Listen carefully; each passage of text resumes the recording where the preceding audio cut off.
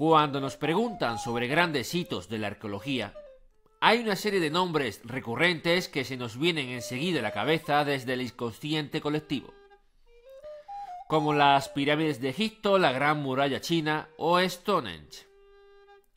Este último es el gran paradigma del megalitismo en el occidente europeo, el principal nombre y al que siempre se recurre al hablar de los misterios y logros de aquella antigua civilización. Aunque lo sorprendente es que nadie se haya dado cuenta. Ni siquiera los ojos expertos dudan de su autenticidad. Pero solo hay que mirar un dolmen, un menhir, un cromlech y después girarse hacia Stonehenge. ¿No falla algo? ¿Acaso no ven un elemento que no cuadra? Cuando el título de esta misión se refiere al timo y al mito, primero es al timo porque Stonehenge es el monumento que no debería estar ahí. No corresponde ni en el espacio ni en el tiempo. Y a su vez es el mito precisamente por esa misma razón. Es la construcción que no debería estar ahí y, sin embargo, está. Buenas tardes, buenos días, buenas noches. Bienvenidos al Gato de Ugarit, un programa de historia planteada desde la heterodoxia y la especulación. Misterios arqueológicos, imperios olvidados, viajeros intrépidos, singulares enclaves, intrigantes, relatos. La palabra megalito proviene del griego y significa piedra grande. Construcciones a base de grandes piedras las hay por doquier.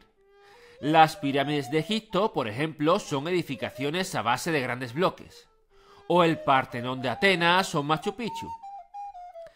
Pero cuando nos refiramos a continuación a megalitismo, estaremos hablando en exclusiva de la civilización prehistórica del occidente europeo, que se extendía por toda la costa del Atlántico, desde Dinamarca hasta el estrecho de Gibraltar, adentrándose por el Mediterráneo en el norte de África y Malta e incluso llegando con ejemplos tardíos a Siria, Palestina e Israel. Además que se caracterizaba por esa serie de monumentos originales a base de grandes piedras apenas labradas o talladas, como son los menhires o los dólmenes. Hasta hace relativamente poco, se pensaba que estos megalitos como mucho tenían 3 o 4.000 años, y los habían erigido los celtas en sus cultos druídicos. Los franceses, que fueron los primeros en investigar estas cuestiones, les confirieron nombres procedentes del bretón, puesto que eran especialmente numerosos en la Bretaña francesa, como menhir, que significa piedra larga, o dolmen como la traducción de mesa. Del galés con posterioridad proviene cromlech como piedra plana en curva. Pero en los años 90 del pasado siglo se descubrió en Villamartín, en la provincia de Cádiz, en España, el famoso dolmen de Alberite, que cuando fue datado por carbono 14 se obtuvo una fecha tan lejana como el 4200 AC. Cuando hable de AC significa antes de Cristo. Esto es, hace 6.000 años. Esto supuso una revolución. En toda Europa, para no ser menos, se volvieron a estudiar los megalitos para ofrecer una nueva datación acorde, y los resultados fueron concluyentes. Nada de celtas, nada de druidas, sino una civilización muy anterior, que apodaremos como los megalíticos. En su momento, antes del descubrimiento de Alberite, se pensaba que estos sitios fueron erigidos a imitación de otros de Oriente. Pero esta nueva recolocación en el tiempo demostró que nada de imitación, sino que los productos artísticos de estas sociedades del occidente europeo eran completamente originales. Cierto que en Armenia, en torno al Cáucaso, en Asia Menor, hay algunas construcciones parecidas de hacia el 8000 o 9000 AC, pero fueron abandonadas y posteriormente no se hizo nada similar durante milenios. Por lo tanto, las construcciones del occidente europeo son singulares y originales. Como he dicho, a partir del descubrimiento del dolmen de Alberite, hubo una carrera por analizar de nuevo los grandes monumentos. Y al poco esta carrera se volvió una obsesión por demostrar de dónde procedían las construcciones más antiguas. No exentos de cierto chauvinismo, los arqueólogos en esta guerra de cronologías publicaban artículos y tesis señalando que el origen del imperio megalítico estaba en cual o tal sitio, retrasando a menudo de manera falsa la fecha de erección de tal o cual hito. Hoy en día, 4 emplazamientos se disputan ese honor de ser los primeros: Andalucía, el centro de Portugal, la Bretaña francesa e Irlanda. Curiosamente no lo hace Inglaterra. La isla de Gran Bretaña es más bien pobre en este sentido, con pocos monumentos y construidos de manera tardía entre el 3000 y el 2000 AC. Sin embargo, una razón para no competir es porque les tocó el gordo. Nos estamos refiriendo, por supuesto, a Stonehenge. Da igual si en Inglaterra hay pocos monumentos y son tardíos, de apenas del tiempo de las pirámides, en torno al 2400 AC. Ellos tienen Stonehenge, y hasta la saciedad lo han sabido vender y publicitar. En ocasiones me da coraje el tratamiento que se le da a cualquier construcción megalítica en referencia a Stonehenge. Los periodistas suelen pecar de excesiva ignorancia cuando comparan Guadalperal en Extremadura, al menos 1000 años más antiguo, como el Stonehenge de Extremadura, o el Cromlech de los Almendros en Évora, entre 10 y 15 siglos más viejo, como el Stonehenge portugués. Incluso hace poco se descubrió en la provincia de Málaga un dolmen de unos 13 metros de longitud y lo denominaron el Stonehenge español. Nada más y nada menos que un dolmen, que es lo más distinto que tipológicamente hay con respecto a Stonehenge. Pero incluso observando el monumento de Guadalperal, que al estar al lado de un embalse solo se puede visitar en época de sequía, ¿acaso nadie ve que hay una diferencia clave y fundamental entre esta obra y Stonehenge? Guadalperal es una colección de menhires, de grandes piedras alargadas dispuestas de manera vertical. Ahora hacedme el favor, mirad Stonehenge. ¿No ven lo que falla, en lo que se distinguen? Efectivamente, en Stonehenge no hay menhires, o al menos en el perímetro no hay menhires, como piedras verticales que no sostienen nada encima, sino un círculo de pilares o de columnas que sostienen piedras horizontales que van de pilar a pilar en su parte superior. A día de hoy, la convención es que probablemente los primeros monumentos megalíticos provengan de en torno al 5000 AC. Esto es, hace unos 7000 años. Aunque no se ha encontrado ninguna construcción con tal datación. Probablemente en un principio se erigieron menhires, como piedras largas dispuestas de pie sin sostener nada arriba. La agregación de menhires dio lugar a los alineamientos como los de Karnak o a los Cromlech dispuestos en círculos.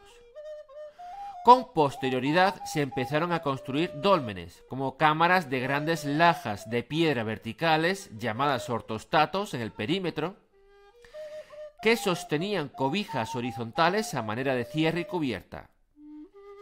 Esta cámara posteriormente era enterrada bajo un túmulo, con una entrada hacia el exterior, otorgando la apariencia de cueva o útero que se adentraba en la madre tierra.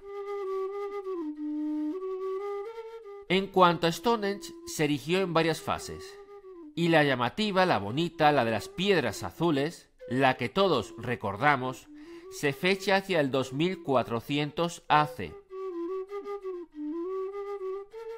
Como podemos ver, desde los primeros megalitos hasta su erección pasaron unos 1500 años. Y en todo ese tiempo, en las decenas de miles de construcciones por todo el occidente europeo y en el Mediterráneo, no hay un solo pilar. En el dolmen de Alberite, las piedras verticales en el interior del dolmen no son pilares, sino que sirven para compartimentar el espacio. En el dolmen de Menga, en Antequera, igualmente las piezas verticales en el centro de la cámara no llegan a tocar el techo. No son pilares para sostener la techumbre, sino más bien menires dentro del propio dolmen para marcar el emplazamiento de puntos de energía. En Inglaterra mismamente, el Cronlech de Avebury, considerado uno de los más grandes, son todo menires, y ninguno de ellos sostiene nada en su parte superior. Y, de repente, de la noche a la mañana, aparece Stonehenge con una figuración completamente distinta a todo lo anterior de pilares que sostienen dinteles. En definitiva, ¿no ven el problema? Stonehenge lo único que tiene en común con los monumentos de la civilización megalítica es que está erigido a base de grandes bloques. Pero lo mismo ocurre con las pirámides, con el Partenón de Atenas, con Machu Picchu. Empiezo diciendo que no debería ser considerado un Cronlech. Hay miles de ejemplos de Cronlech en el Pirineo, en Inglaterra, en Portugal, en el norte de Europa, las Piedras del Diablo en Aroche, en la provincia de Huelva, y todos coinciden en que son colecciones de piedras dispuestas de manera más o menos vertical en círculo sin sostener nada encima. Stonehenge, por contra, es algo distinto. Debería recibir otro nombre, como círculo adintelado. Segundo, en la civilización megalítica, cualquier monumento que se erigía era construido para ser imitado. Los canteros iban de un sitio para otro y reproducían allá donde marchaban el tipo de construcciones que habían aprendido a levantar, por supuesto con variaciones, adaptándola al sitio, sin embargo manteniendo la estructura elemental. Pero Stonehenge no tiene parangón, no hay nada parecido, ni antes ni después. Tercero, hay que tener en cuenta cómo se construían los megalitos. De manera somera exponer que primero se buscaba una cantera de piedras, se tallaba la pieza, se le daba forma. A continuación se la llevaba arrastrándola hacia el sitio donde se fuera a colocar. A este respecto hay varias hipótesis. Se especula que si sobre rodillos o directamente dispuesta sobre un gran trineo de madera, que cientos de personas se arrastraban con fuerza. Una vez en el emplazamiento, se cavaba un agujero o una zanja con una pendiente tal que al deslizar la pieza sobre ella, esta misma por su propio peso se colocaba de manera vertical. En los dólmenes, como la construcción más compleja, primero se cavaba la zanja en el perímetro, posteriormente se emplazaban los ortostatos verticales en esta zanja y finalmente se situaba la cobija horizontal de cubierta. Pero a ver, ¿cómo se colocaba esta cobija? Pues del mismo modo arrastrándola. En torno a los ortostatos por fuera se montaba un terraplén de tierra con una pendiente suave por la cual se arrastraba la cobija pendiente arriba hasta colocarla en su emplazamiento definitivo. En resumen, la técnica básica era arrastrar y colocar. Y entonces la pregunta en Stonehenge es: ¿cómo consiguieron elevar las piedras horizontales hasta situarlas por encima de los pilares verticales? En 1500 años no se hizo nada parecido. No había grúas. Como he dicho, la técnica era el arrastre. La única opción es que, una vez colocados los pilares verticales, enterraran todo el conjunto. Y una vez compuesto el terraplén, subieran los bloques horizontales por la pendiente para situarlos en su sitio. Pero, con respecto a esta posibilidad, hay algo que falla. Stonehenge, como he dicho, se construyó en varias fases. La primera de ellas consistió en movimientos de tierras para consolidar lo que se denomina un henge, un círculo de tierra periférico. Mas, si hubieran enterrado todo el conjunto y posteriormente hubieran retirado la tierra para dejar el círculo al descubierto, se habrían cargado ese cinturón y hubieran tenido que rehacerlo. Y, sin embargo, su datación es anterior a la colocación de los grandes pilares. No puede ser. Aparte, en cuarto lugar, está el hecho de las fuentes escritas. Los romanos en Hispania relataron en sus crónicas descripciones de algunos de los monumentos que encontraron, como el dolmen de Menga en Antequera.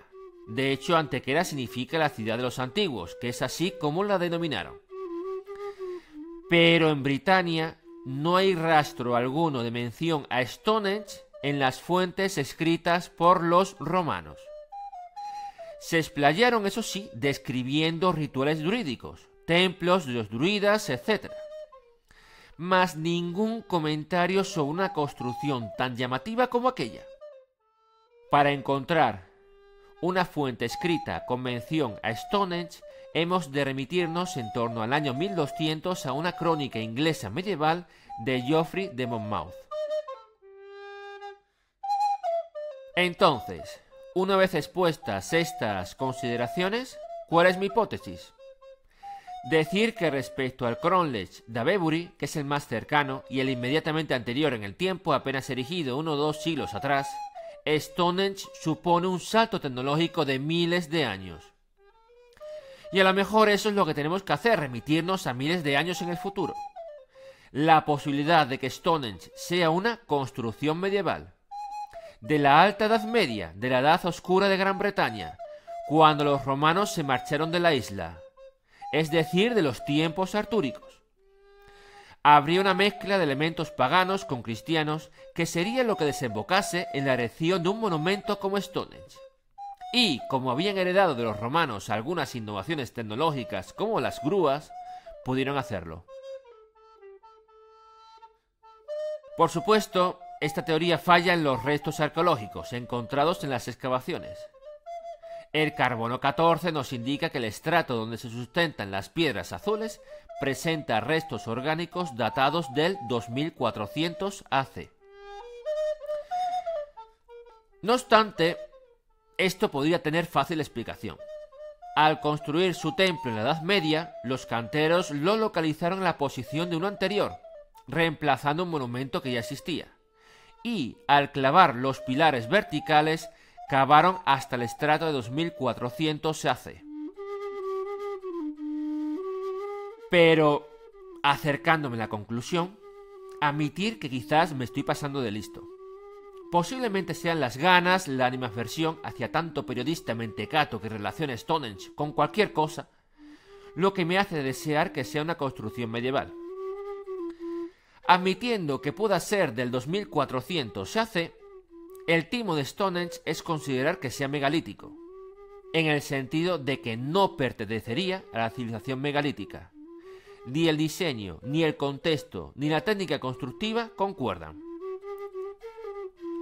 Y el mito estaría en preguntarse entonces quién lo construyó. Como posibilidad, si se levantó hacia el 2400 AC, contemporáneo a las pirámides, es mucho más plausible que fueran alarifes egipcios los que se desplazaran hasta Gran Bretaña en busca de metales los que edificaron aquello.